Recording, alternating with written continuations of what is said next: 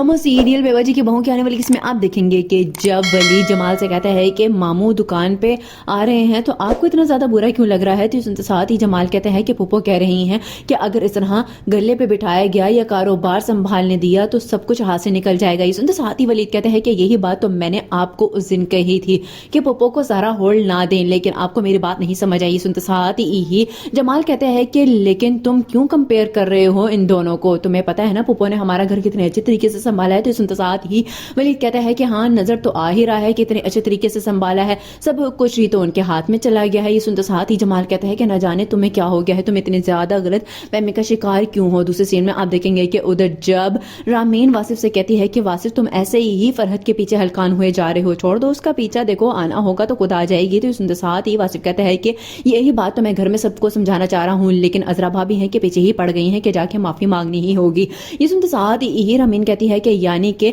सब तुम्हारे खिलाफ है, फरहत ने इतना ज्यादा खिलाफ कर दिया है तुम्हारे कि अब ये नौबत आ गई है, खैर छोड़ो तुम इन परेशानियों से निकलो। ये सुनते साथ ही वासिफ कहते हैं कि कैसे निकलूं मैं परेशानियों से, मुझे बताओ, ऐसा हरगिज मुमकिन नहीं है। ये सुनते साथ ही रामीन कहती है कि जब तुम मेरे साथ होते हो ना, एटलीस्ट परेशान ना रहा करो तो ज्यादा अच्छा होगा, क्योंकि मुझे बहुत ज्यादा बुरा लगता है। लास्ट सीन में आप देखेंगे कि उधर जब